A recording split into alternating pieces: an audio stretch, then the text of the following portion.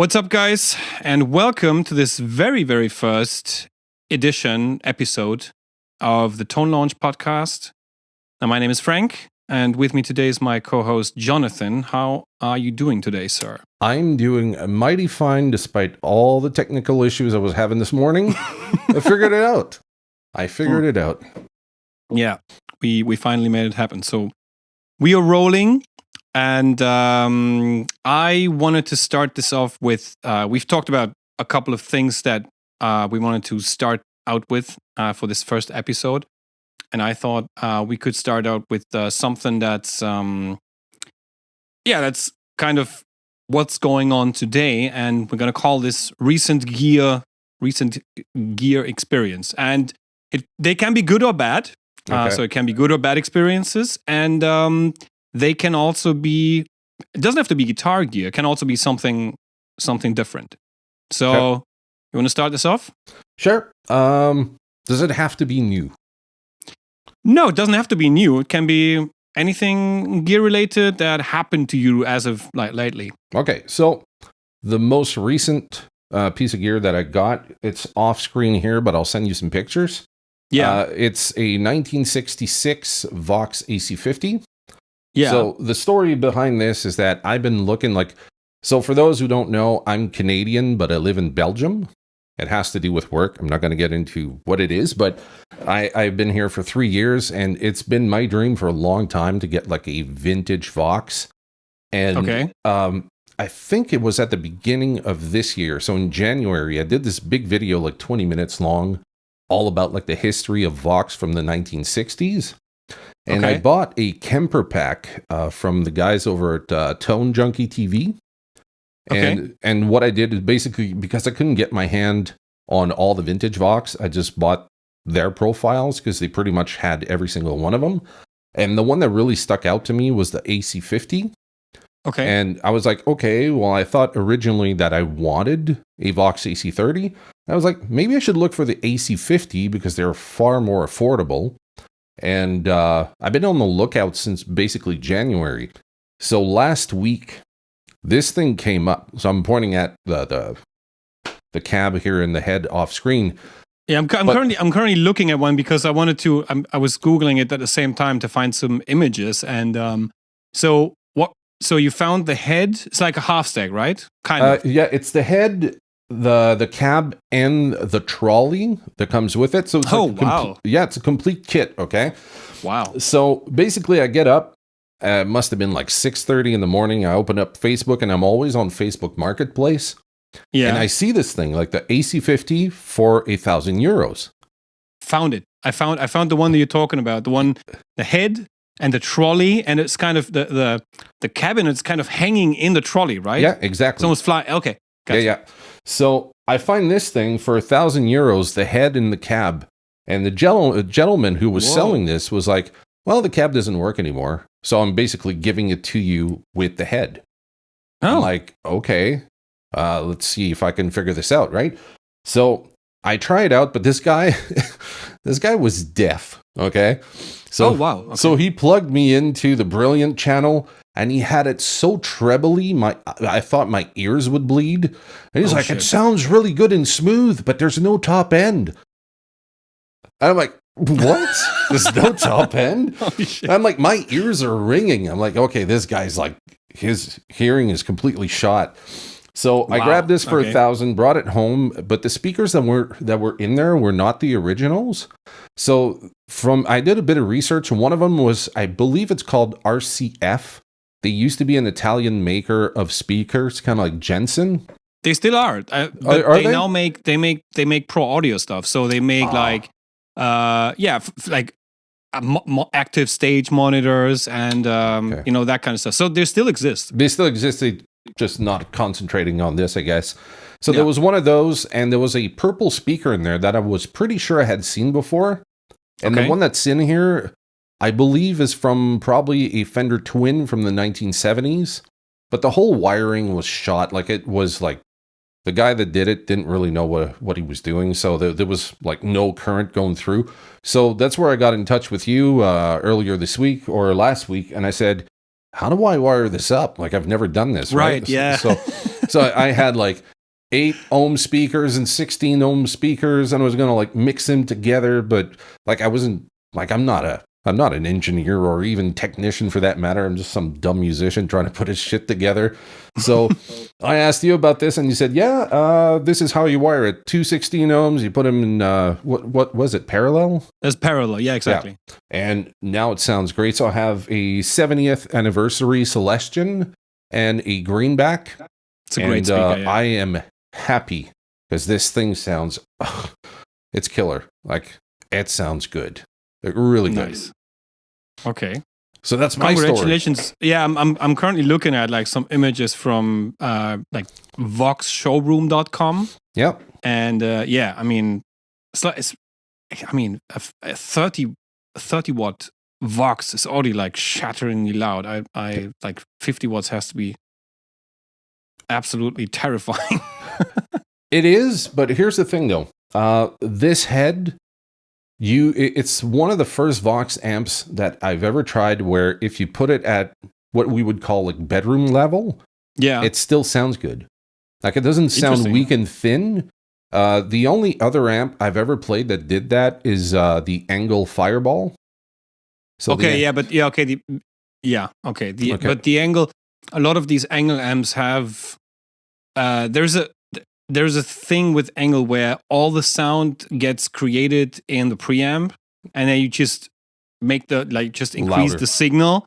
Yeah. It's what a lot of modern amps are made. Like everything happens in the preamp, and unlike with amplifiers with like older amplifiers, the traditional amplifiers where you need to crank them up to really get into the sweet spot kind of level.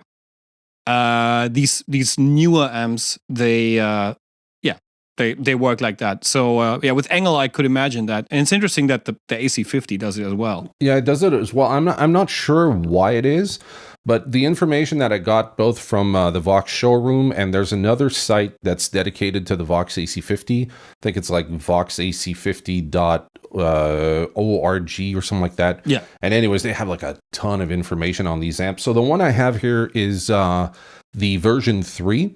So basically the difference between the different versions is just small tweaks that they did to the circuit because guys were bringing them out on the road and sometimes they had like issues with them. So they were modifying them as they were going. So in the span of like 2 years, I think there were like 3 versions of this amp. The version 2 has a tube rectifier, and this one is a what was it again? It's they say they replaced the tube rectifier in the Mark III version. They replaced the tube rectifier with a diode bridge. Yeah, exactly. Which makes sense. And that would explain what you said, the phenomenon you explained, where even at bedroom level it sounds great. Other amps with a diode bridge would do the same thing. So yeah. So yeah, and the other thing that's really particular about this one is that the normal channel and the brilliant channel, they are like worlds apart. Like they sound nothing alike. So if you go from the normal channel is a little darker, rounder, a bit more like Fender-ish.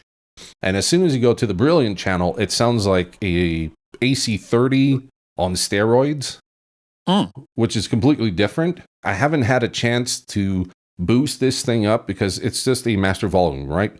So you just crank it up to get the distortion, but I mean, it's 50 watts. I don't even know how many dBs come out of here, but it's got to be a lot.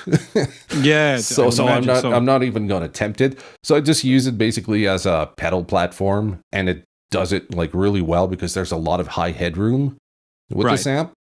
And I've noticed that when I try different pedals, they don't sound the same as with lower wattage. I got to find out that the Tim V3 has a blend of the clean signal along with the distortion, and I never heard that with lower wattage amps. No, you normally don't do that. Yeah, you normally won't hear that. It's true. Yeah. So I was like, okay, so pedals are reacting very differently through this amplifier than they do with the other amps that I'm used to. So yeah, all in all, I'm like tickled to death that I could find this thing for this price because there's another guy here selling one from the same year. And he's asking $3,000. Oh, So I'm like, I paid $1,000. Yeah, that's pretty good. So yeah, just on the lookout for other VOX amp at this point. So, but I'm really happy with this one. Like, this is a dream amp for me. Oh, wow. Yeah. Nice. So that's my story. So what's your story this week? Yeah, I have a few actually. So, first of all, a huge shout out to you for the recommendation of the Klark Teknik CT1. Yeah. I'm going to put that up in the window so people know what we're talking about. So essentially, the microphone I'm recording with is a broadcast mic. A lot of these broadcast mics need a lot of preamp level to actually work very well. And the problem is that most of the so I'm using an Audient ID44 as my audio interface because of I like how clean the preamps sound, but there's a limitation to that where they're only coming like maximum they're coming in with 60 dBs, which is not a lot for this kind of mic. So you really need to crank this up. Yeah. And so essentially the Klark Teknik CT1 is a kind of a preamp that has that's a small XLR plug and kind of a preamp that you put in between the microphone and the microphone preamp or the audio interface. And then you just give it 48 volts of phantom power, which all of these interfaces have. Yeah. And you get a 25 decibel increase. What I noticed, though, is, you have more volume. You have definitely way more volume. But it also sounds like fuller. It sounds rounder. So it seems like the preamp in there, which is FET preamp, I'm not sure. FET I think preamp. it's JFET, yeah. Or JFET, yeah. Yeah. Does a really good job in like maintaining the noise as low as possible, but at the same time giving you like lots of boost. So so if you have a ribbon mic or a dynamic mic, a huge dynamic mic that needs a lot of preamplification, then definitely get one of those if your audio interface is not cutting it. Yeah, especially like there's a lot of people that start podcasts with the SM7B, and those really need a heck of a lot of amplification just to get a good clear signal. And a lot of people were saying, "Oh, just get the Cloud Lift." And I was looking at the Cloud Lift. I'm like, okay, it's like $100 or more, and I'm like, I don't know. So when I found this one on the Thomann website, I said, well, it's not that expensive. I'll give it a shot. And I'm using a Shure SM7, and that mic also needs a lot of juice because it's used to having like guitar amps blasting into it, right? So when you sing with it, you need to crank it up, or if you're talking with it, you need to crank it up. So where this thing came in handy, and when you told me you had that issue with your microphone, I was like, well, that's what I'm using. So give it a shot. See if you like it. Yeah. And we're gonna put a link to that in the description below for everybody who's interested. So that's definitely. I mean, this makes my life a lot easier. So that's definitely a good one.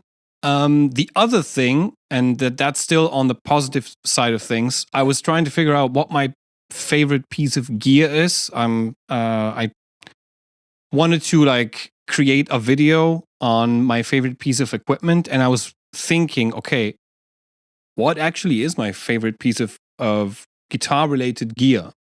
And at some point I just looked at, okay, what am I using, for most of the time? And what I'm using every day is the two Notes Torpedo Captor X. Okay. Yep. Because it's like, so that essentially, for those who are not familiar with two Notes or the Torpedo Captor, so let's say you have a tube amp or any kind of guitar amp for that matter, and you want to crank the amp and you want to play at home and everything.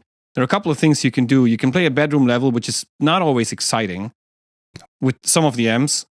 Maybe with the VOX AC50 it is, but not all the amps. Not all the amps do it. So you can get an attenuator, like a classic.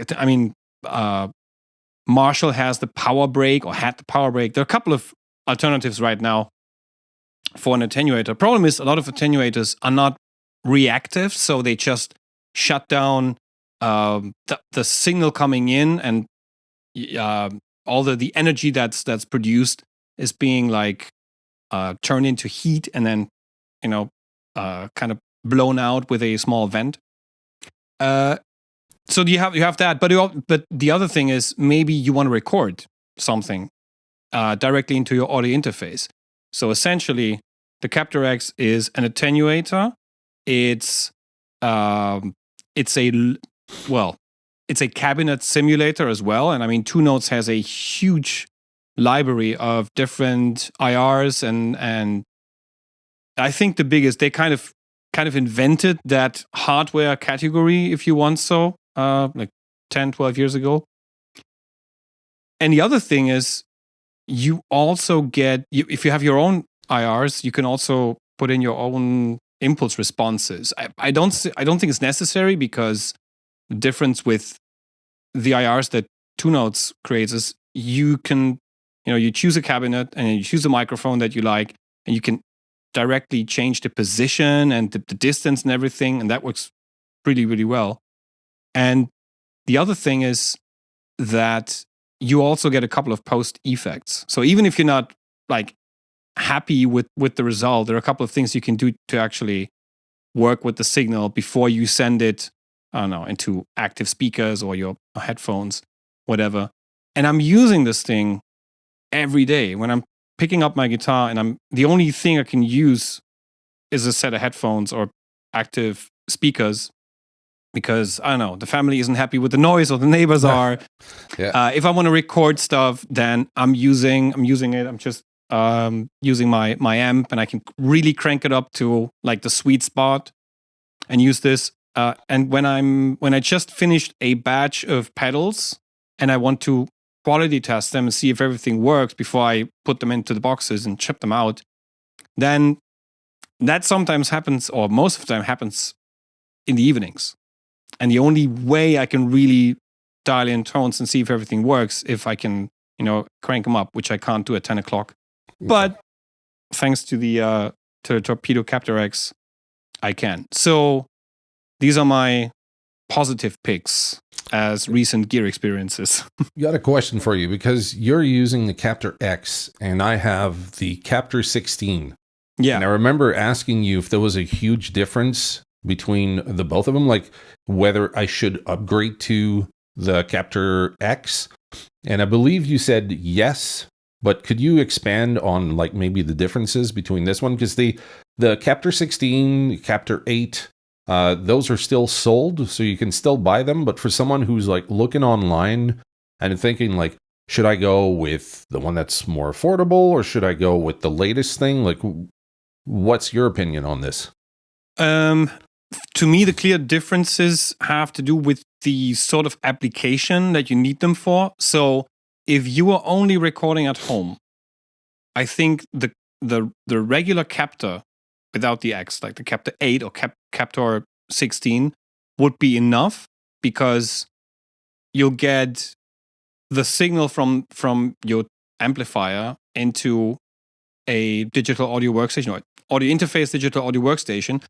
But then you need to rely on something like the Wall of Sound plugin to then work with impulse responses, or any other program for that matter, whatever you use to load impulse responses. But obviously, Wall of Sound is the one that Two Notes does. So a lot of people are using that. Now, let's say you are using this whole thing within a live context, and you might want to, play directly into the mixing desk. Then the Captor X really comes in handy, because you have 6 available presets on the front, which you can choose from. If you are using a setup where you have MIDI involved, you could actually change presets. So let's say you have a sound that is, more Fender-y, kind of, and you have a sound that's more Marshall-y, when we're talking about Lees. You could use different cabinets for that, or different cabinet simulations. That to me is definitely a huge advantage. So there are a few controls that you have on the front of the Captor X that the Captor 16 does not have. So not only can you control the headphone or general output level, but you can also change directly between the first 6 presets, and you have a thing called space, which kind of brings in the amount of like room ambience that is chosen with each cabinet simulation. And and there's also a voicing control, which goes from like kind of open, a little bit more mid-focused, to something that is like a little bit more hi-fi. Okay. So if you want to make adjustment, because sometimes it's actually desirable, depending on the location you're in, or in the room or the circumstances, to have a sound that is a bit more mid-focused, or vice versa. Yep. Yeah. So there's more control. So I would say that the Captor X is a lot more versatile for whatever you do, while the Captor 16 is definitely more of a studio tool to me, or a home recording tool to me. That makes sense, because with the Captor 16, you only have 2 choices, one for guitar and one for bass. Yeah. And the one for guitar, I believe, is a 4x12, and if I remember right, it's supposed to be based on greenbacks. Yes. And the one for bass, I'm not certain what it is. I think it's a 4x10 or 8x10, something like that. Yeah. But I mean, they still sound good, but you don't have the flexibility of using other IRs, or you're confined to those 2, which I mean can be fine if you don't need to tweak a whole lot of parameters. But in the case of the X, what is it, like a €200, maybe €300 difference between both units? Yeah, something like that. Yeah, it's not. I don't think it's enough of a difference to say, okay, why not just go directly with the Captor X? You know, for the additional amount of features you get, I think it's definitely worth it. So it's more of a feature pack rather than, the X sounds far better than the 16. So it's not like a sound thing. It's more of a flexibility. No. Okay, I get you. Yeah, it's definitely a feature thing. And to me, it's like, if you want to use something like that live, and I mean, you could do both things. You could connect this to the mixing desk and give your audio engineer, like your live engineer, a perfectly, adapted, fully, almost like produced signal, and he just, goes loud and more or less volume within the mix, and you could still have your cabinet on stage. But if you are in a situation where you can only use an amp, but you can't use a cabinet on stage because it's a silent stage for some reason, because there's sensitive instruments involved, like a small orchestra or something, you could just get away with take your amp, take your Captor X, and go directly into the mixing desk. And in those cases, you usually have like some kind of in-ear or something. You could get away with this and still be happy. And you were talking about Wall of Sound. I believe that one comes included with the purchase. Yeah. Okay. Have you tried anything else? Like, personally, I've been like migrating towards the Celestion Speaker Mix Pro for like the last year or so. Okay. And basically, it's an architecture that is similar to Wall of Sound, but they've developed their own technology. So they call it DSR, I believe it's called. It's dynamic IRs, if you will. And you can mimic a lot of the characteristics of a moving speaker, because usually the problem with the impulse response is that you're getting a static image or sonic equivalent of an image of a particular rig. And in this case, what they've done is that you can mimic the like the friction of the speaker, like the way it resonates in the cabinet. Like there's a bunch of parameters they put in there. Now, how much most people can hear that difference, I don't know. But it's there just in case you like to fine tweak those things, just to give it more of a like real world sound. But in a mix, I've found that I don't really hear those differences. It's too nuanced to make a huge comparison between the both. I have not made any other experiences, so I'm using either the Wall of Sound. If I'm using a plugin, I'm using the Wall of Sound one, which at some point is going to be replaced with, they're working on something new.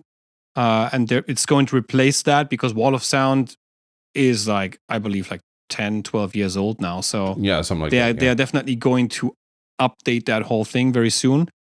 But I haven't used anything else, to be honest. I mean, there are these typical IR loaders, which some of them are actually free, free plugins, and you just put the IR in.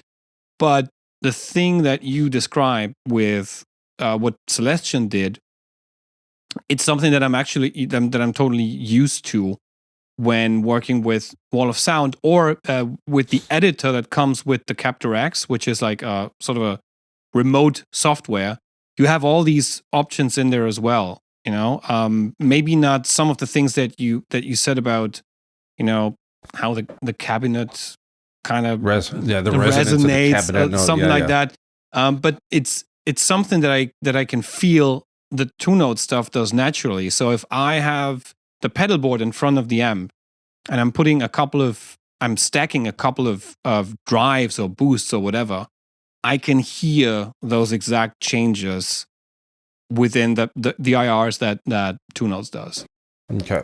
I got a question for you, because as we're talking, I'm like thinking about things that I go through as a musician. So we both have YouTube channels. We both have done like a lot of demos. Have you ever found that people have an issue with you using IRs for your demo? No, because I've had a lot of comments where people say, you're not giving a good rendering or a good impression of the tone because you're not using an actual mic in front of a speaker because you're going digital. And I always found it kind of weird as a statement, because then I'm using a computer that's turning the analog signal into ones and zeros, and then I'm converting it and uploading it to YouTube where they're watching it on their phone. Like there's so many conversions of digital all along the way, right? And I'm thinking, what does it really matter though? And I guess the argument that some people make is that because there's an actual speaker moving air into the microphone, somehow magic happens there. And I've recorded like tons of music over the years, and I've never had anyone say, John, that song would have been much better if you didn't use IRs. That's never happened. But that's the age old discussion. Well, it's not the age old discussion, but it's like it's the old thing that happens when you start putting out stuff on YouTube. In the beginning, everything's fine, everybody likes it, and I think the bigger you get, and we're not even close to some of the guys who we maybe watch here and there, some of the guys that have like 10,000s or 100,000s of followers who are being exposed to like a ton of comments that go in the same direction, like your playing is not authentic or your tone is not authentic. But to me, so I never had that issue. I never ever did anyone say you sound less real because you're using this and that and whatnot. So that never happened to me. And to be honest, I'm not really sure I would respond to these comments, because it's like, what's the point? You're discussing something that is so subjective to the ear, to the ears, and to how the ears process. Yeah. You're discussing this with someone who who you don't know at all, and who has like a complete different kind of subjective impression of that same thing. If a mixing engineer with years of experience and a really trained ear tells me, I'd rather use a mic'd cabinet and a cranked amp in my extremely well-treated recording room instead of using UIRs, I'm like, yeah, sure, let's do it. It's not even a discussion. It's like, if he thinks it sounds better. But two people, one who is creating something and the other one who's consuming it and deciding that within his impression, subjective impression of the thing, it's not as real. Come on. Yeah. I mean, it's like, there's a point you just made that I think kind of settles the argument. It's that you said, if you deal with an engineer that wants to mic up a cranked amp in a well-treated room, yeah, how many people have those? I don't. No, right? It's the same reason people like. I once had a discussion with someone who was telling me like because I have like a set of studio monitors here to obviously mix things and listen to things and blah blah blah. And then he was telling me about like, oh yeah, and he has this like great subwoofer along with the two monitors. And I said, well, do you have a treated room? And he said like, what do you mean treated room? It's like if you have a subwoofer, at some point you can actually make things worse for you and for your judgment and if the mix is good or not. If you add a subwoofer, but that it's obviously going to mess with what you're hearing in the room. And he says like, no, it's like that's like my room is my room. I'm like, okay, maybe you should rethink that. As like I never had a treated room anywhere. I mean, I once had a recording studio together with a friend, and we had the engineering room treated so that we knew what was going on. And there we had a subwoofer placed exactly where it's supposed to be, so we can judge our mixes. But every time I'm in here, I'm used to the two monitors I have, and I know what they're doing. And if I'm not sure, I have this thing here. It's the DT77 770 Pro, which is great for low frequencies. So in order to judge like low frequencies and basses and bass drums and whatnot, and their impact on the overall mix, this thing is better than putting a subwoofer into an untreated room. The way I counter all of this now, so just a bit of background before I say what I'm going to say is that I studied audio engineering in 2011 in Vancouver. Mm-hmm. Now the school now is shut down, and the studio that the school was annexed with is also shut down. So the school was called Pacific Audiovisual Institute. Okay. And the studio that was with it was Blue Wave Studio. Now the corner where this was at, all the big studios in town were all like at walking distance from one another. Okay. So I studied there. I got to, meet a lot of great engineers, and they all said the same thing. Like, if you're recording in a really crappy room, you can have the best preamps, the best microphone, and the best of intentions. But if you don't know the room, you might not get the results you want, because no matter how much you put that microphone like up close to the grill, you're still picking up the room. Yeah, so if there's standing waves and, there are peaks that are getting, amplified, like here I'm in a small square room, right? And you're going to hear that through the microphone. Right. Now, if I'm to put a mic here in front of this, that's coming through. Like you get that short room reverb in all my stuff. Yeah. So I've found that if you use something like the Captor or the Captor X, you get to negate that part of the equation. Yes. So you get rid of all the sonic issues of mixing in an untreated room or recording in an untreated room. So what I do is I record that, and then with my DAW, I look at with a spectrum analyzer, I look at the frequencies, and I can tell, like, if I'm just recording with a normal microphone, I can see all the peaks and dips and all this stuff. Right. But because I'm going through with the Captor, I don't have those issues. So I'm thinking to myself, if I'm to try to give the most accurate representation of what a mic and a cab sound like in a good room, I might as well go that route, because if I do it in this room with a real microphone, it's going to sound like crap, and whatever I'm demoing, I'm not doing it justice. No. So that's my thinking behind it, but I think some people are still stuck to the idea that digital is completely bad and we have to avoid it.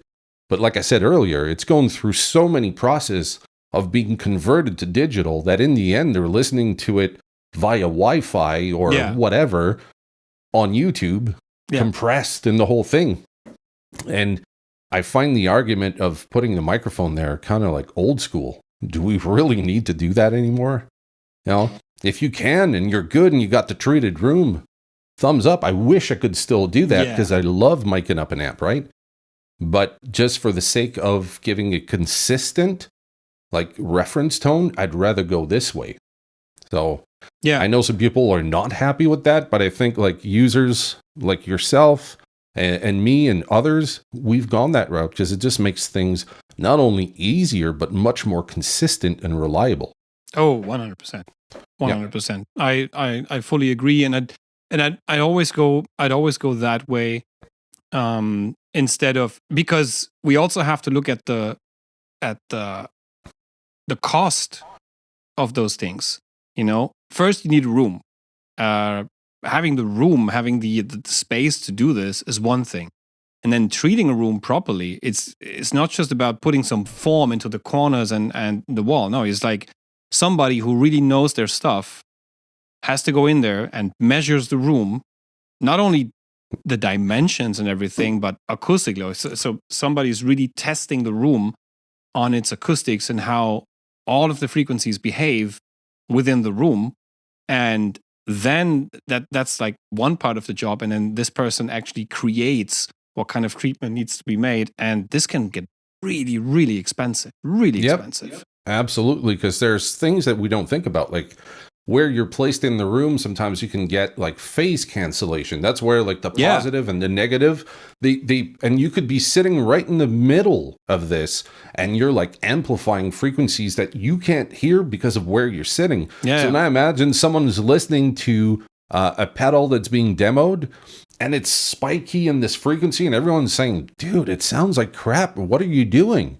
And you're like, it sounds fine. What are you guys talking about? I'm sitting here. Yeah, go listen to your mix somewhere else and see what that sounds like. And that's where you see that you got acoustic issues. And like you said, like the foam doesn't stop the bad frequencies. It just kind of attenuates it, right? And that's all you can do, because real acoustic treatment, there's the other thing, is how loud can you put it in a room, right? So we were talking like the sweet spot. What's a sweet spot of this 50-watt amp? In this room? I don't want to know. I'm not going to crank it up and stay in here. Forget about it.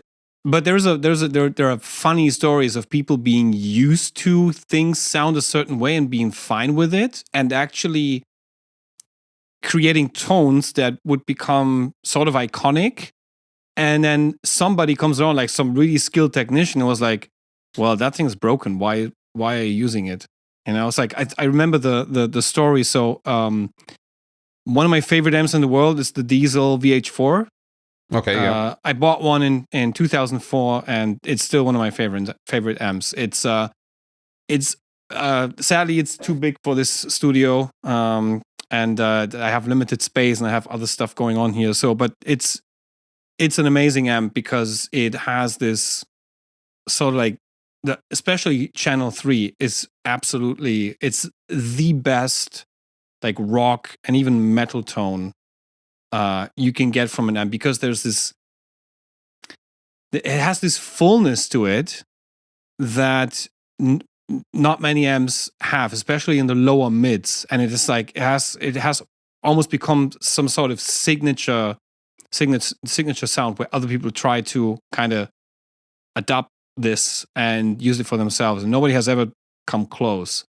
Okay. And so Adam Jones from Tool is a longtime VH4 user. I mean, he also uses like Plexi Marshalls and like 100-watt no master volume Marshalls and stuff like that. But he also used like the very early Blueface VH4s.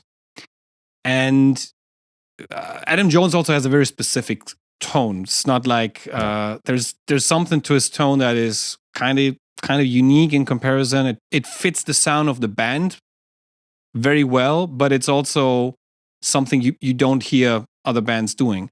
And I remember Peter Diezel telling me that they went to NAMM show I can't remember what year it was, and then they were meeting up with Adam Jones, and he was like, hey, can you take a look at my amp? Because they were taking a look at it, and they found that some of the stuff inside was not working at all. And there was like a lot of defects actually within the amplifier that made it sound that way. And he actually never noticed.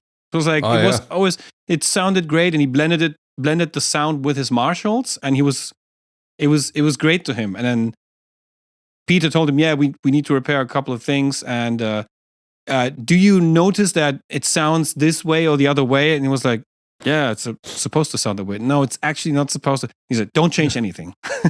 If something's really broken, repair it, but don't change the sound. It's gonna be terrible. Yeah. Yeah. So it's kind of weird how you think about like the more old school approach to tone. Like today, we're using like the same IRs, we're using like very same audio interfaces and all that. But when you think about like the more old school guitar approach, yeah, there's a lot of using things the wrong way, pairing things the wrong way, and all these things end up creating a sound that's completely unique. And I don't know, this is kind of like my way of looking at it, but sometimes I fear that because we're like too technical now, we might be missing out on finding stuff like that, stuff that wasn't meant to work this way, but we're using it wrong and it's creating something completely unique and cool. Yeah. Yeah. 100%. 100%. Like you think of Tom Scholz from the band Boston. Oh yeah, yeah. Yeah, okay. So this guy, Good man, example. he's got like signature guitar sound from the 1980s. And so many people were trying to wrap their heads around how did he achieve this? Yeah. Well, one, you need to be an engineer like him. Like he worked for Polaroid for many years, worked on cameras and all this stuff. So this guy's building his own gear in his basement, right? So if he can afford to buy it, he would make his own. So then you're there in the 1980s trying to figure out like how do you get the Boston guitar sound? Well, good luck with that because it's complex. You know, there's compression on top of compression and chorusing, and sometimes there's like a blend of this and that. And when you think about it, you go, okay, this guy wasn't by accident. It was intentional. Yeah. And then you look at a guy like, let's say, Brian May from Queen. You got a homemade guitar, right? Him and his dad make this guitar, and then he gets himself a treble booster, puts it in a cranked up 1960s VOX AC50, and he has a completely unique sound than most people. And Nobody it's not sounds an accent. That's the thing. That's the thing. Nobody sounds like him. He strikes a chord or he like bends a note, and you know exactly it's Brian May. Yeah, and it's not like all the small things. It's the combination of everything this guy does that makes him sound like him. And that's the other part too of this equation. Like you were talking about Adam Jones having an amp that's not functioning the way it functions, but then he has like his own way of dialing in because of his ears. Like he dials it in, he hears the sound, and he's like, that's the sound I want. And then if we talk about the bass sound from Tool, that's also another killer sound that sounds like nothing else. Yeah. You hear that sound, you go, that's Tool. Like right away, you know it's them, right? Yeah. And it's like every time a song from Tool would begin with a bass intro, it's like I'm getting goosebumps because it's like it's such a the sound is huge. It's absolutely huge, but it also always fits within the mix. You know? Yeah. It's not overwhelming. These guys really, but they also work with great engineers and it's amazing. Another guy that I could mention who has a complete unique tone, whatever gear he uses, he always sounds like himself, is it's actually my favorite guitar player is Ty Tabor from the band King's X. Yep. This guy has used so many different things. He started out using the Lab Series amps from Norlin or Gibson back then. Yeah, the Gibson stuff, yeah. Yeah, the one that, the amplifier that actually Bob Moog designed for Norlin. Yep. He was hired to design these amps. And there are not a lot of people who can make these amps sound good. They're actually kind of crappy sounding, and you have to find the right setting that works for you or that doesn't work for it. I've seen 3 or 4 people sounding great to it, and Ty Tabor is one of them. But then at some point, he also started using rectifiers, and he started using the rectifier preamps with the power amps, and he had a couple of like rack things. Then around the 2000s, when he got the endorsement deal with Yamaha, and he had his Yamaha signature guitar, he also started using do you remember the Yamaha amps with the motorized potentiometers? The DG amps? It rings a bell. I'm not certain, but yeah, I think I've heard about those. Yeah. Almost kind of ruby violet front panel. Okay. And there was like a 130 watt head, and it was completely MIDI switchable, and you had motorized pots. So the setting, oh my God. Absolutely terrible for someone who has to deal with it on the technical side. So let's say you have to repair this thing, you need to find the motorized potentiometer that actually works with it. So he used those. Then at some point he started using like some lighter stuff, like the modeling stuff and whatnot, and the XFX. And it doesn't matter what, now he uses orange amps. It doesn't matter what he uses. He always sounds like himself because he has like a distinctive way to touch the guitar to like, strike a chord. It just, it's him. It's him. Yep. And I feel like there are only a few guys that have this sort of capability to sound like themselves and be recognizable. It's a good thing if the person is a good player. Yeah. But if you suck as a guitar player and you sound like yourself no matter what, that makes buying gear like a rabbit hole, right? Because you're like hoping you're going to sound good. You get like this big, awesome amplifier and you play through it and you're like, nope, no, I don't like this amp. And you sell the amp, you get another amp. That's the other thing. Like, yeah, some people are satisfied with what they have and they sound like themselves because of this gear, right? Yeah. But then, like you mentioned, you get someone that they have such a unique sound that no matter what gear they play through, they sound like themselves. So that begs the question, is it because tone is in the hands? Or is tone an idea in your mind, and every time you dial it in, no matter what the gear is, you always achieve the sound in your head? Maybe it's a combination of both. It's a combination of both. I think tone for sure is in the hands. Otherwise, we wouldn't have those players. Otherwise, we wouldn't have that. So I have I adore a lot of guitar players, but the ones that really have an impact on me tone wise, and also like that their feeling kind of touches me, is either Ty Tabor from King's X or it's Mike Landau. Okay.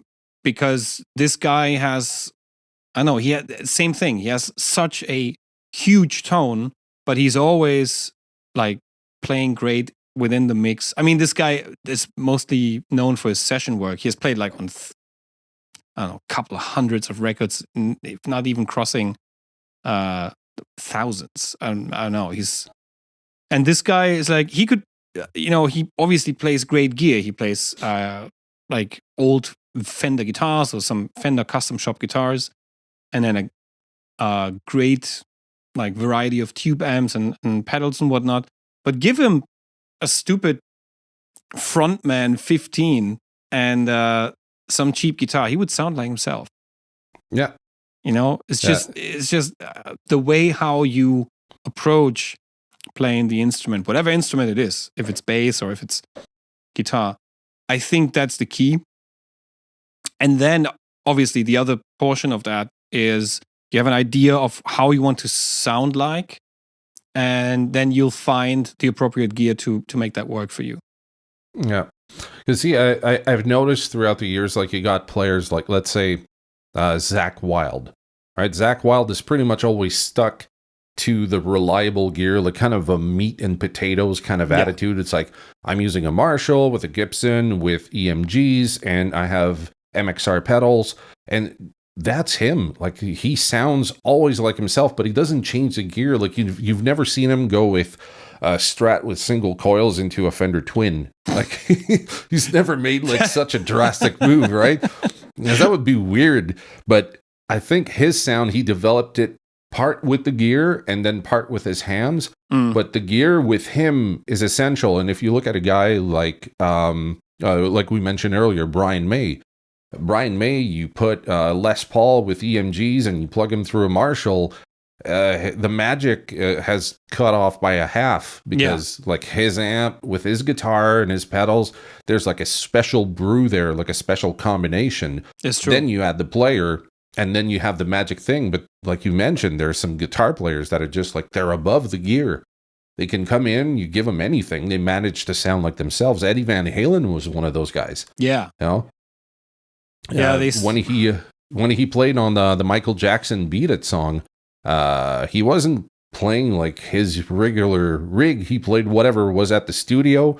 He cut it. I think he did like 3 takes, and I think it's the first take that he did that they ended up keeping.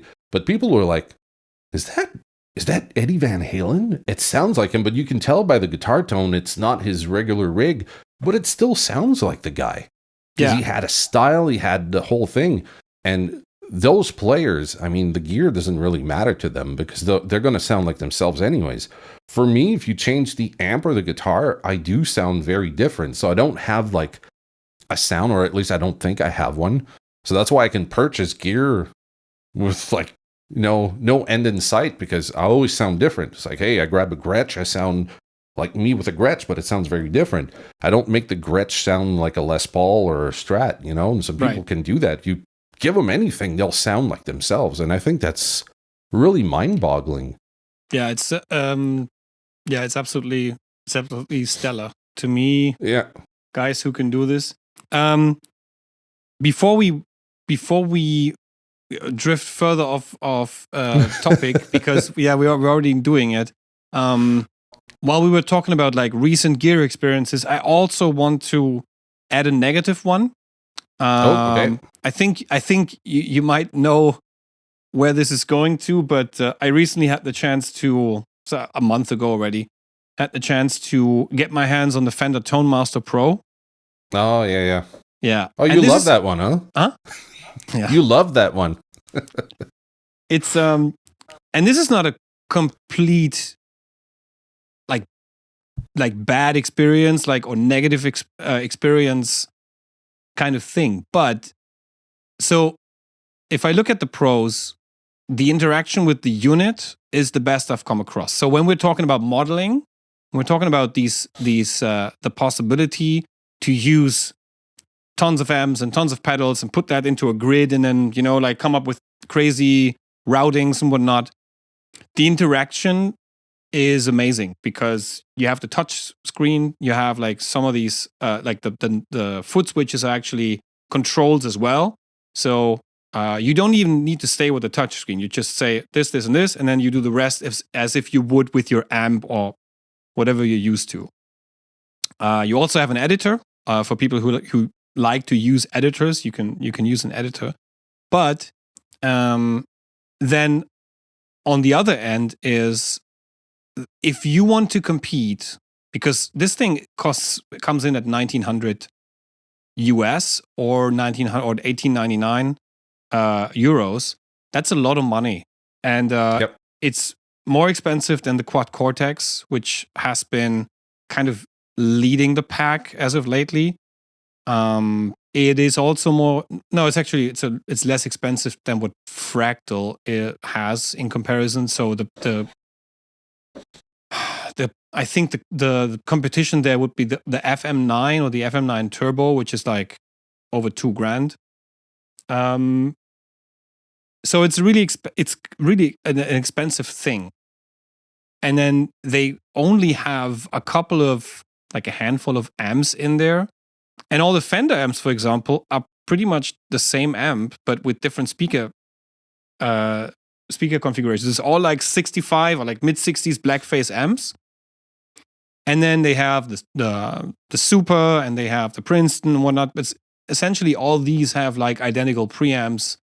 And then maybe like little differences with the power amp. And they have like different power amp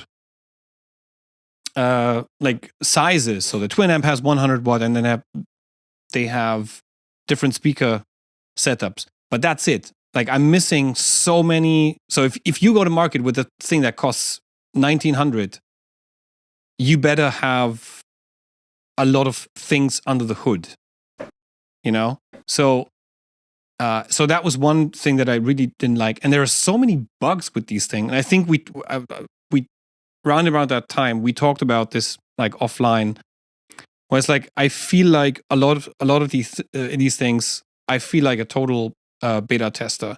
You know, I'm used to being a beta tester with my stupid phone. You know, you buy a phone, and it doesn't even matter if it's an iPhone or a Samsung or what your preference is. And you're already a beta tester because they come up with these things and they're buggy as hell, and then they say like, oh, with the new update, blah blah blah blah. And then you said, but we're also going to give you, like new features with the new update. And I feel like it's a lot easier to do that on the digital side of things, but it also sucks at the same time to feel like I'm a beta tester and somebody in the actual beta testing team didn't do their job, and that's why now I have to do it, and I have to complain until my fingers bleed, like typing the keyboards, like. And now over a month, like 1.5 months have passed, and I'm looking at Fender's support website, and no update yet. Oh god, no update for all the. I'm going to link to that video in the description if you guys want to watch it. It's a pretty long, so it might be the longest video I ever did, but there are so many things that bothered me about this, and it also seems like it doesn't really perform as well in sales as Fender hoped it would. Yeah, it's it's weird because you know how all of a sudden on YouTube you have like this mass, like all these videos coming out from all the YouTube channels, right? And they're all like positive reviews. There's not really anyone saying anything negative, and I think that's where your video is different because you purchased this this one with your own money, so that way you can be way more critical of what it is and what it isn't. So for someone like me, like I have a Kemper, I have the HX Stomp, I have a few other things, right? But when I saw the one from Fender, I was wondering, like, are they going to have a lot of variety, or are they just going to stick to like the Fender house brand stuff and just keep that in there? And it seems that's what they did. Maybe they were trying to play it safe on the whole copyright thing, so they don't have like Mesa Boogie and a whole bunch of they have other amps. Are they in there too? They're the some of the like the usual suspects with different names are in there. Okay. Like there's a rectifier in there. There's a Mark III Plus, I would believe, in there. Okay. There's called the Marksman. And then there's obviously a few British ambassadors in there. And that's it. That's essentially it. So you have like essentially one Fender amp with different speaker configurations. Then you have another one. There's the they put a Vibro King in there, and I know the Vibro King very well. A friend of mine has one. It's an amazing sounding amp, and the one that's in there doesn't sound like it at all, which was weird to me. It's one of their like iconic amplifiers. And then the other thing, the thing that kind of boggled me, the routing options are like fixed patterns. So like if you want to go parallel, so you have like 8 to 10 options for what the routing looks like, and you have to stick to that. And you can't like just throw things around. Like if you look at what Fractal does, you have like essentially a grid with 4 kind of lines, and then you can throw shit everywhere. And you can't do that here. So you're limited to a certain routing, and you can't divert from that routing. Oh, okay. Yeah. It's limiting because most people like to experiment with routing, especially in the digital realm. It's stuff you can't do. Like if I wanted to put a compressor between a head and a cab of a guitar, I can't really do that in the real world. No. But in the digital realm, you can experiment with that, right? Yes. Or you could even put your delay and reverb after the amp Like I can do that in HX Stomp, no problem, right? Yeah. But if they don't allow for that, then they're kind of limiting what people can actually do. And it makes you wonder, if you're going to put out a product that's competitive, at least give some flexibility to the creative minds so that they can do whatever the hell they want with it. I mean, within reason, but something like that makes sense. If I can do it with, the little HX Stomp, and I can just put the reverb block or the compressor block after my amp or between the amp and the cab, you should have that in there too, not limit the person to whatever routing you think people are going to use. Especially if you're saying that the DSPs you're using are way more powerful than the one the competition uses, which is essentially what they're saying. They said that the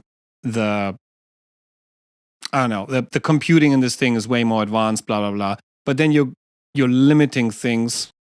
I kind of think I know why they did it. They wanted to keep the preset change as seamless as possible, and you can only do that if you have some sort of a predictable implementation of things.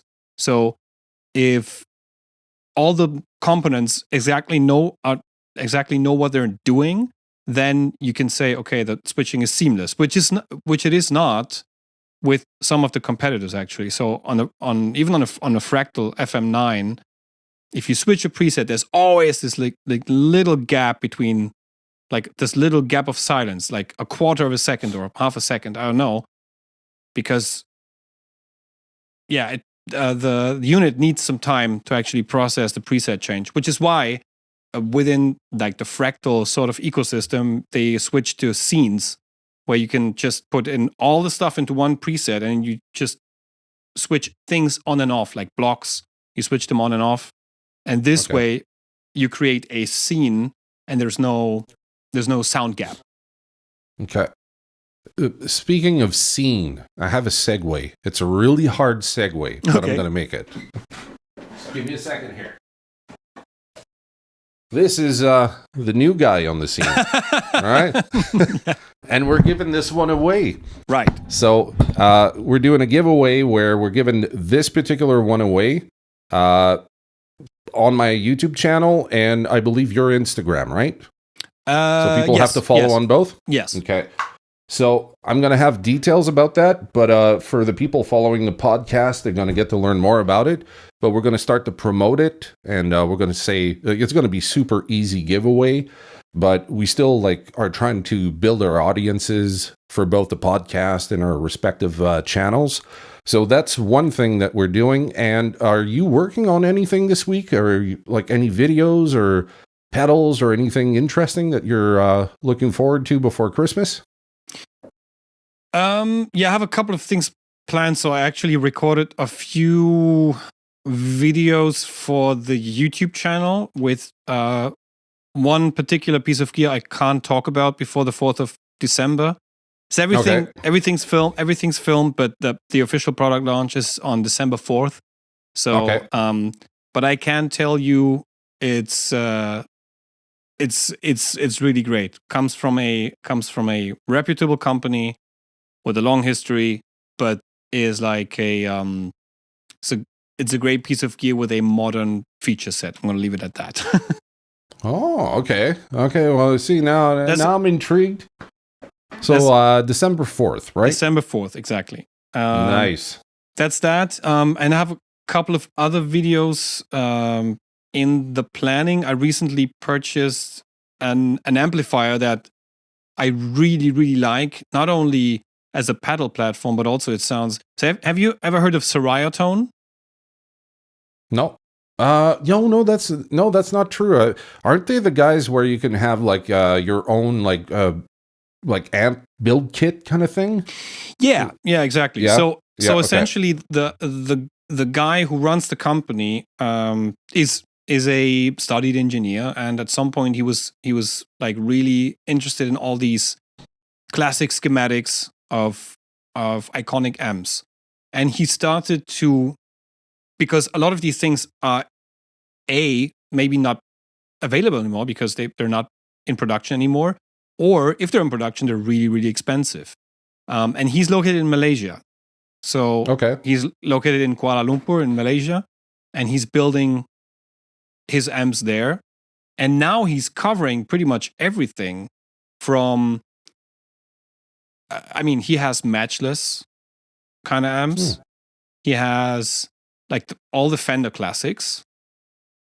He has all the Marshall classics, and he even goes beyond. There's like, he builds a Marshall Plexi that has all the options on the front, so you can turn it into a JTM. You can have the master volume active or inactive. You can change the bright cap on the. It's like it's so almost like an all access. It's actually called the Plexi All Access, if I'm not mistaken. Oh yeah.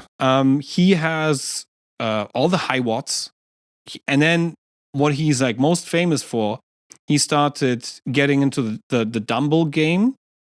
Okay. And all of the Dumble, let's say, descendants, because I mean, there's the Dumble amp that, or there are a few Dumble amps that seem to be iconic, but none of them sound the same. But also there are a few companies who make like sort of descendants of Dumbles, like for example, Turok is a company known for making amps that have like the same kind of Dumble appeal, or who else does that? There are a few, Amplified Nation, for example. And what he did is like he did a couple of, for example, what I bought is called the JM50, which is a 1-to-1 copy of the John Mayer signature amp that Turok had for the longest time. I'm not sure they still produce it. I don't think so. I think now it's a legacy product. But yeah, so he's covering all that, but the pricing is way more attractive than for a Turok. And I don't want to, piss in anyone's cup, but the thing is that if you buy a Turok amp, especially located in Europe, with all the extra costs on top, and then you have a distributor in between that also wants his margin, and maybe the dealer, at some point you're looking at a $5,000, $6,000 investment. So it's just a lot of money. Whereas with Ceriatone, you essentially get the same amp, or maybe even with the possibility to have a couple of built-in modifications for way less money. So, I found this JM50. I found it secondhand here in Germany, and it's I'm definitely going to do a video with that. And I also started building my own guitars, but not first. I didn't know if I wanted to sell them. It was more like a therapy thing, like self-therapeutic. I was always looking for like a great like 3 single coil Strat that stays with me like forever. And I found those, but every time I found those in the store, they were like way too expensive. Yeah. So I thought like, okay, I'm gonna try to and source like really high quality parts and components, and just build my own. And I'm gonna do a little piece on that. And I'm trying to stay on top of things as far as new releases. I mean, they're not going to be more releases this year, but I think around the end of January we're going to see more stuff coming, and I'm going to try to keep up with that, and maybe jump into one of those, into a few of those. What are you up to? So this week I'm working on 3 videos for Joyo. Okay. I've been meaning to do it for like at least a month. I don't know if you noticed, but I put out like a ton of videos. Yeah, in November. So I was trying to catch up with everything. Like I went to Guitar Summit. You were there too this year, and I met a bunch of companies. And it took a while for a lot of these companies to be able to have the whatever gear back in stock. Right. So by the time they had it, they sent it over to me, and it kind of all came in at the same time. So I had a guitar. There's an amp behind me there, the Invaders, the 550. Okay. And a bunch of stuff. So I kept putting the Joyo stuff behind because all these came in kind of priority. And so I'm doing a video on the preamp house, which is like 9 amplifiers built in. There's also the cab box, which is a IR loader. And then there's this thing right here, which is a kind of like an EBO. An EBO. if you will. Right. Yeah. So but I still don't know how I'm going to make that video because I'm experimenting with it. And you kind of like you're holding a note forever and then you move, to the next note, it just holds on perpetually. And I don't want to make a boring video of me just like on one string, just moving a finger around. So I'm trying to find something a little more logical to do with it. So I'm working on those. It's difficult with an EBO. It's like they're yeah. Because I mean, I wanted to try EBO because I'm thinking about starting a series that is based all on guitar gear that I've never tried, just because it was never appealing. And this was one of them. Like I remember seeing the original EBO and thinking, it's cool. I mean, it's kind of like you're sustaining a note forever and you can move it around, but I don't know how you would skip from string to string trying to get this thing going, right? So I was like, the hell with it. Instead of buying an EBO, I reached out to Joyo and they said, sure, yeah, we'll send you the one we have. So now I've been sitting on this one and I'm trying to think up of a video, like I said, and it's like I'm finding it fun to play, but boring as hell to listen back to. Right? Because you're in the moment, you're like droning this note, you're like, this is cool. Then you listen to it, you're like, it's a snooze fest. Like, no one's going to listen to me like hold a note for 5 minutes, It's like... Yeah, pro tip, if you start experimenting with it, especially is like skipping strings. Yeah. Use one of these like fretboard silencers in the beginning and just put it on the first fret. Do you have one of those? Like the Yeah, I think you're talking about the like the fret wraps. Yeah, exactly. Yeah, put one of those on the first fret while you're like skipping strings, because this can, if you don't have experience with skipping the string with an EBO, you accidentally touch the string and then it sounds like crap. Sounds kind of weird. And then with the EBO, I remember that there are always like two settings. One setting is the actual tone, and the other one is the overtone. Does the Joyo have that as well? Yeah, okay. Yeah, there's that on here. There's a little switch on top. So in one position, you're getting kind of like the lower octave, and the other one's an upper octave. And like it sounds distorted even when you're using it with clean tones. Yeah. So then when you get with like fuzz or higher distortion, it just like it's in your face.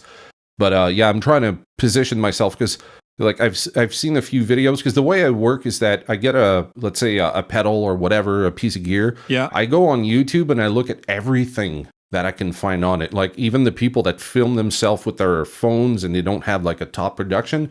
I look at everything and I try to see like, how can I make this my video different, right? Where I showcase something that maybe the other people didn't showcase. And then I'm watching these and they're all like a minute long. All the videos I found about these things, they're like a minute long. And I'm like, do I do like 5 like 1 minute long videos with different settings? Or do that 100%, do that, because I think you might be more effective with a couple of like shorts, like YouTube shorts, for example, that are like a minute long that show different aspects than a 6 or 7 minute video because it's at some point it might be really a bit boring. Exactly.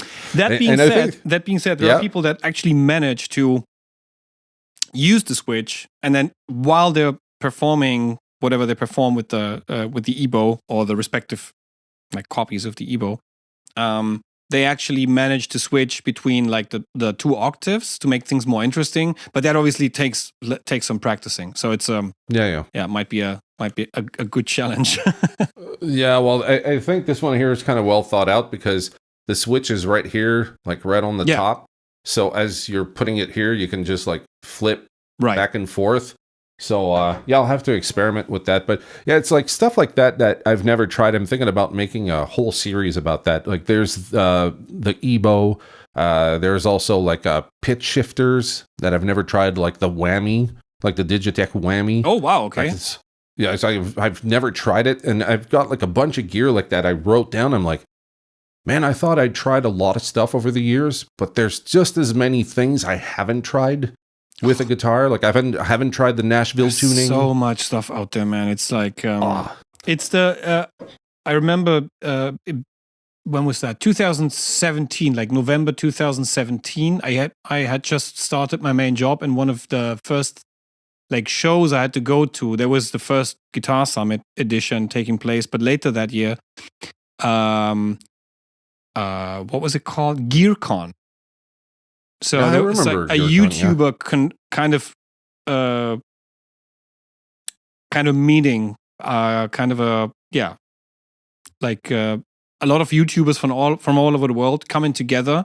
They were meeting at the back then it was the Warwick headquarters in the east of Germany, and Henning Pauli was actually organizing the whole event because his idea was like, let's bring these guys together, collaborate, and then share it. You know, make the YouTuber community bigger. That was the basic idea. And then you had a couple of companies jumping into the boat, and I was there. And in the evenings, they would always have like live jams and performances in a separate room where you could also have like something to eat, something to drink. It was really nice. And they also had these panels, these discussion panels. And I think it was Daniel Steinhardt from the Gig Rig who said, or that pedal show, who said, this is the greatest time to be alive as a musician. Because of all the stuff that's out there. There's literally nothing you cannot buy. You know, there's true. Yeah. Everything is out there. Sometimes it's even a bit too much. And while you were mentioning Guitar Summit and while I was mentioning Guitar Summit, so I was there every time it took place. But for you, it was the first year going to Guitar Summit. Yeah, exactly. How did you like it? I ended up actually really enjoying the experience. I was kind of afraid of going, to be honest, just because I'm not like super social. Like I talk a lot now, but whenever I'm in like a social setting, I tend to draw back and just listen to what people are saying. And if I feel comfortable, I'll intrude. And Guitar Summit really like took me by the cuff like this and went like, wake up, buddy. You got to get to work. Because I'm walking around like I had my little GoPro with the stick and a microphone. And I'm just looking at gear and people are like, you have a YouTube channel? Yeah. Okay, let me tell you about my product. Okay, so I just went along, and then I started to ask questions. And by the end of that first day on the Friday, I was all over the place asking questions and handing out like business cards and stuff. Right. I was like, this is fun. Like I was having a blast. And from what I was told by some of the people that were there, they were like, this is the first year that Guitar Summit is so packed. Like the Saturday, the second day, they were like, it's insane. We've never seen it like that before. And I thought there was a lot of people on the Friday, but the Saturday was like elbow to elbow trying to get to the booths. It was, it was quite something. Yeah, I think, well, like traditionally, the Saturday was always the fullest day in terms of how many people were attending. But this year was obviously, it broke a record. And I think a lot of it has to do with the fact that it was the first like really like post-pandemic edition of the event. I mean, we had one in 2022, but people were still kind of unsure about, like, okay, do I get myself into a huge closed room with a couple of like 1,000 strangers where, well, back then all the restrictions were already gone, you know, and you could still see people walking around with masks. I think this year I saw like 3 or 4 people running around with a mask, and that might be because, you know, they had preconditions or whatever, or they would be extra careful if they have someone. But yeah, I think post-pandemic, a lot of people are investing money into things to experience, like concerts, festivals, and these kind of events. So that's why I think it was like really packed. However, to be 100% transparent, to me, with the pedal business, it didn't do nothing for me. at all. You're not the first person to say that. You're not the first person to say that, because I've spoken to other people and they were like, it seemed, and I don't want to like start a big discussion or, you know, get in trouble with this, but this is what I was told. Basically, like all the big companies were on the main floor and all the smaller companies were on the sides or upstairs, where most people are too tired to go at the end of the day and it was kind of hot. So a lot of companies ended up not getting the same exposure as the bigger companies. Right. And I did see that. And it makes you wonder, like, for someone who invests money, like you're still traveling from Cologne, Germany down to Mannheim, and that's still what, like a 4-hour drive? At least like 3 hours, yeah. 3 hours, okay? So that's still an investment on your part. I've spoken to a gentleman that was out in Australia. He paid for himself, and he paid for a friend of his that was coming from, I think, the Philippines, and it cost him like $20,000 to get there. He brought guitars, the whole thing. You had to go through TSA, the whole checkup, and it did absolutely nothing for him. And he's like, I'm not going back. I'm not going there. This was my first and last time, because he was angry. Like, he was upstairs. He was in like the center on the 3rd floor where you had like the big doors. Yeah. And they were like, okay, so he was up there and he was stuck in a corner, and he actually like grabbed my attention, because I'm walking around with my little GoPro and I'm looking at stuff. And he's like, hey, here's a YouTuber. I'm like, yeah, I'm a YouTuber. He's like, okay, you want to see some stuff? Like, sure. And I was so saturated. Okay, this is like the Saturday. It's my last day there. I was so saturated with cool guitars. Like, it seemed like the only thing that attracted me at the end of the day was whatever had the most bling on it. Yeah. I was like a zombie, like, oh, okay, another guitar. Yeah, it's typical, yeah. And on top of that, some people told me that there were not that many YouTubers at that event. Like, there were some, but not as many. Like, my channel is like super small, right? And I saw a couple other guys that had really small channels. And that's who was there this year. All the bigger ones that we're used to weren't doing that much promotion for Guitar Summit. And I was told that it's because Guitar Summit wasn't doing a whole lot of promotions for them. Yeah, so like, there was a there was a discussion going on about. So here's what Guitar Summit offers to YouTubers. They offer you to pay for your hotel, which is already like taking a big chunk out of your travel expenses, because hotels, whatever kind of hotel you're staying in Mannheim, it's always going to be costly in some way. Plus, the hotel was actually directly connected with the event, so you just go out of your room and then through the main hall, and then was this bridge kind of going over to the event, which is, I mean, super convenient. So they're paying for your hotel, and they are even paying for the food you consume and the drinks you consume during the event. So over the day, you do not need to care about like food and all these things.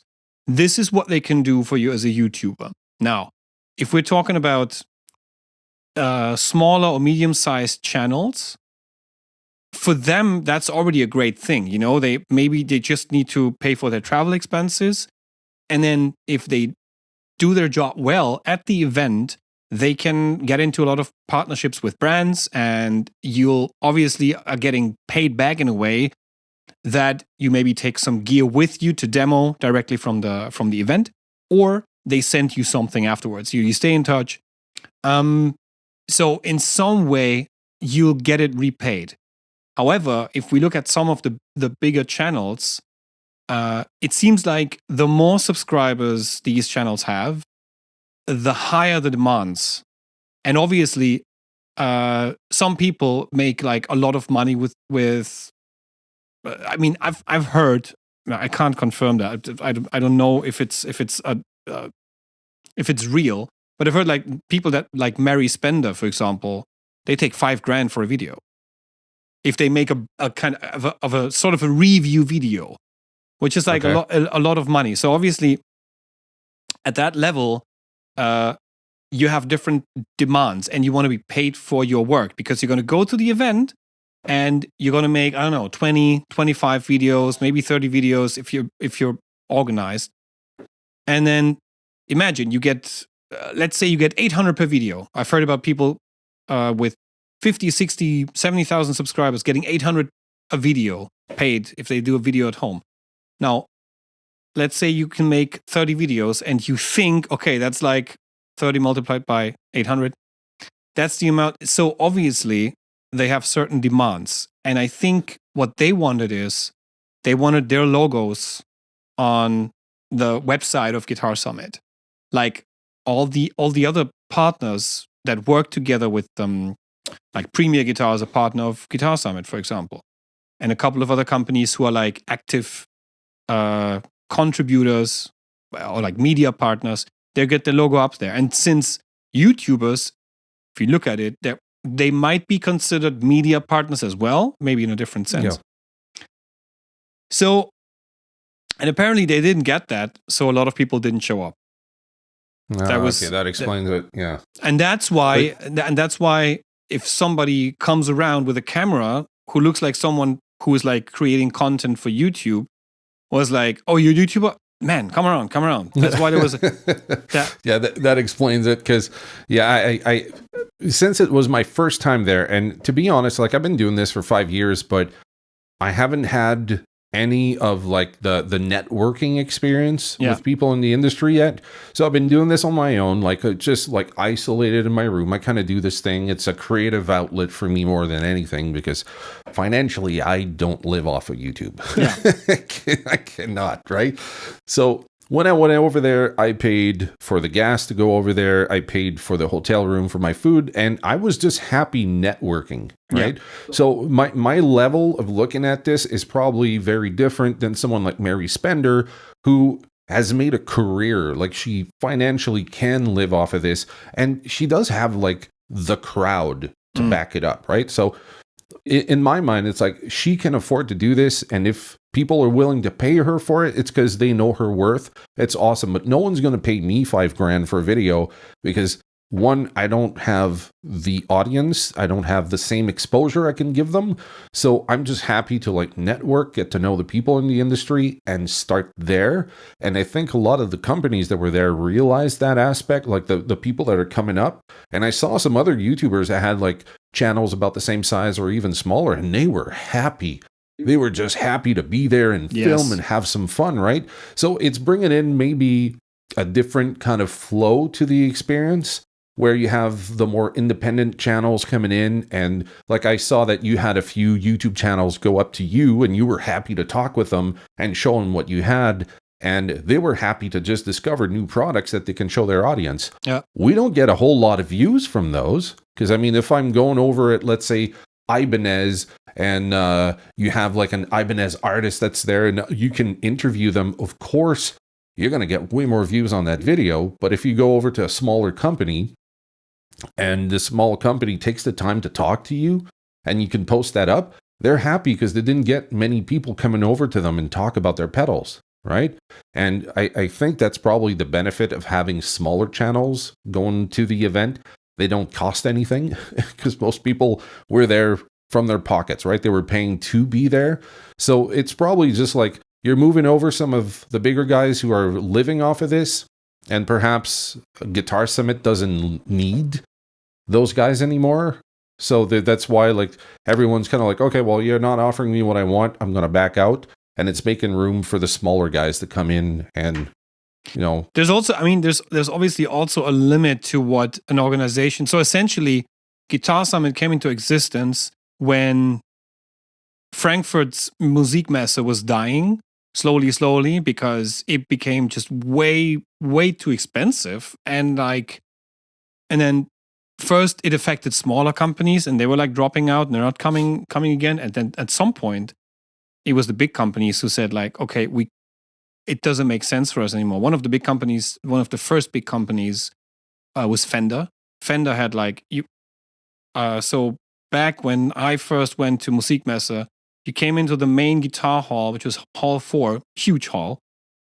You got in there, and like the first thing you saw was like this castle Fender, with a reception desk, and then God, like it was huge. And I've once heard that because they brought some master builders over so people could talk to them, and they brought like lots of people over. So I think I've heard that at some point, all the expenses for just doing Musik Messe went into like $250,000.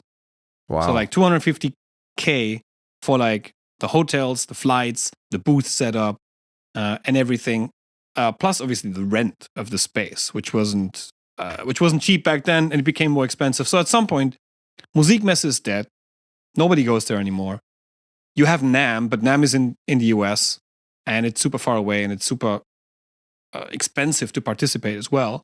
Yeah. And then you have all these smaller shows, but a lot of these have more or less local audiences, like the ones in the UK. Then there are 2 shows in Scandinavia where people go to.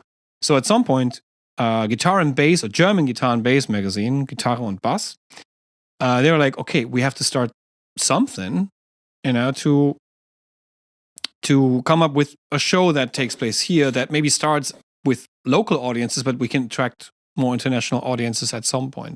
So in 2017, they did that for the first time. And although it was well received, it was still like kind of small. They were just starting out, but it grew and grew and grew and grew.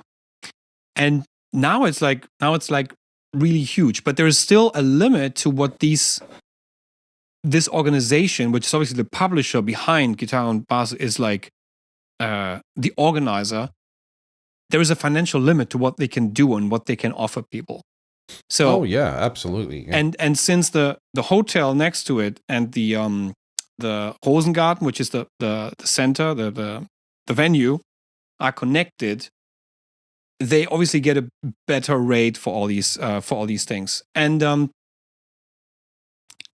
if that's the maximum they can do, then obviously there might be some bigger YouTube channels who are like, yeah, I can't do that.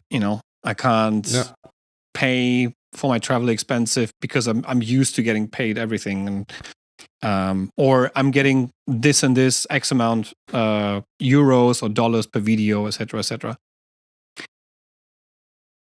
So there's a limit to these things, but I think what's going to happen over time is that we are going to see more small and medium-sized channels going there.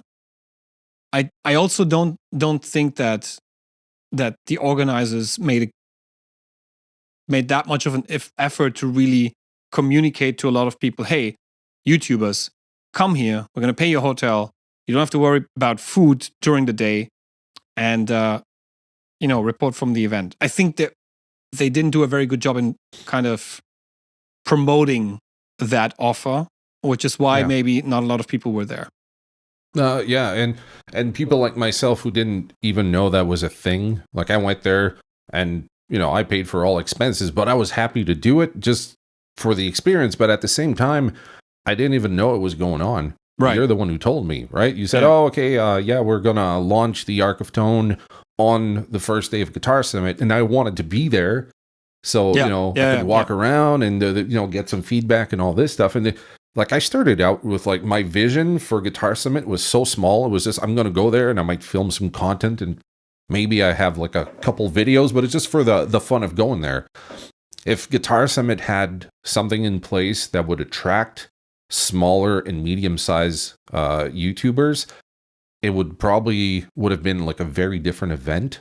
Because now that I've been there once, now I know kind of the dynamics, right? You got the big ones, like the big companies that have new products and stuff. And if you go there, those are guaranteed hits. People are going to come and watch your videos.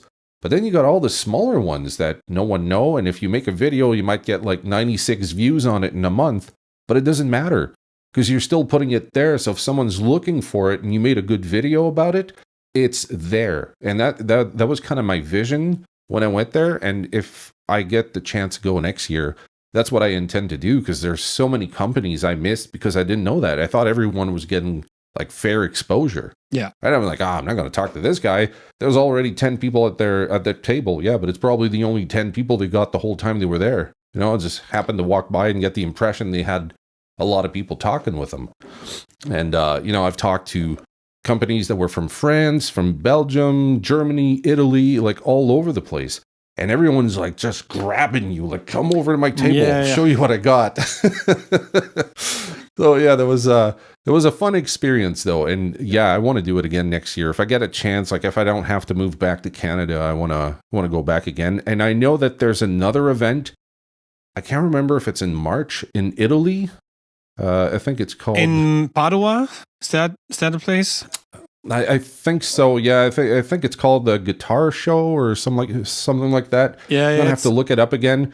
But someone told me when I was over at Guitar Summit, someone said there's an event in Italy and it's starting to grow and people are really starting to talk about it. And there's not enough YouTubers. I was like, I don't know. Maybe a vacation in Italy would be nice. I've actually heard that they do a different thing with YouTubers where they say they're actually going to pay some of the expenses to YouTubers, and they're gonna have the people renting a booth space if they want people to go there, to like YouTubers to go there and make a video and make content around their stuff. They're actually going to pay more for the rent. So there's an upcharge for, like, let's say I go with my pedals and I go there and they say, do you want YouTubers to go to your booth and create content? And I'm like, yeah, 100%. And then it's like an upcharge, maybe 100 or 150 euros. And then they actually like funnel people to the respective booth. So that could be cool. Yeah, it could be cool because it's it could definitely account for some of the travel expenses, you know. Well, you traveled with your amp, your guitars, your pedals, Tone X, all your pedals, all your signs, and all that. I'm guessing that cost you a lot of money just for that, right? So the travel part of it wasn't the big expense. It was actually the booth. So I shared the booth, as you know, with Jupiter effects, with ground effects, and with Barclay guitars. But the total cost for me, like, so it was all divided by 4, obviously, and that includes electricity and like all the and taxes. Was around 950 euros for a 3-day event.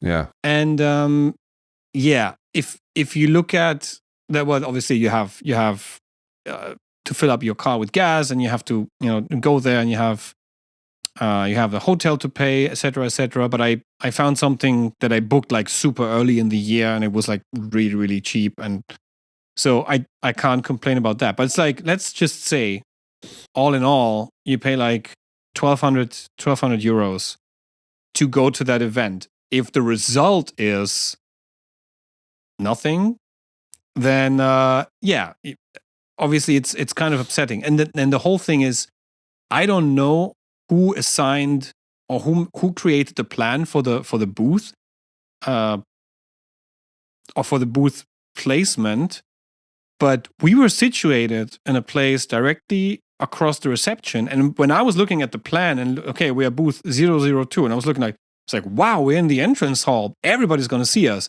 but we were placed towards an exit. So, yeah.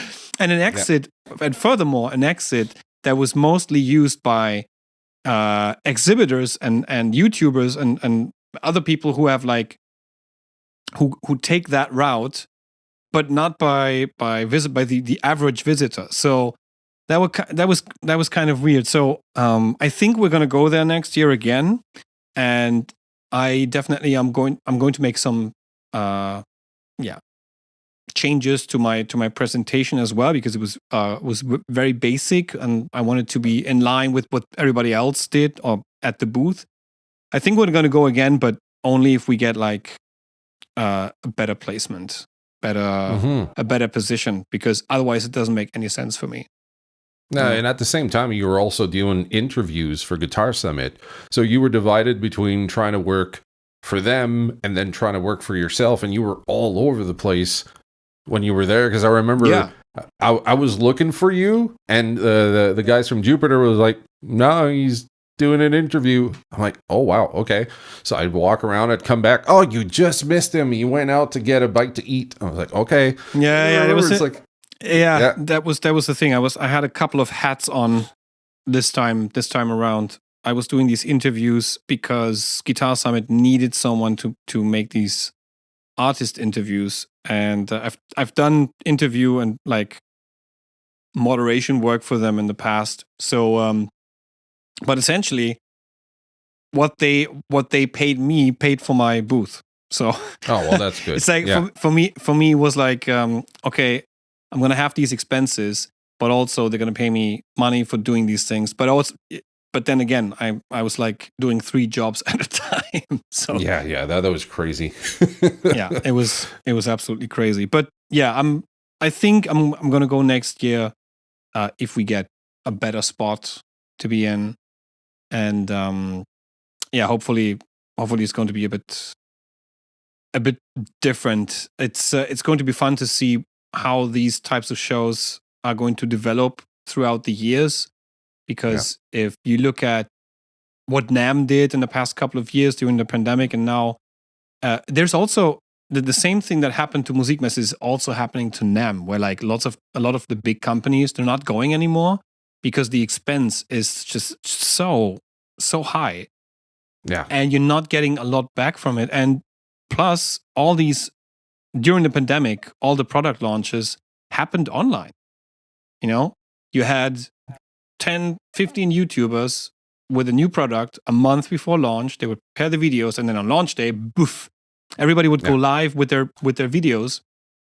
And that's how we launched stuff. And it was so effective and it worked so well that companies like Fender, for example, they're also like, why would we go to NAMM?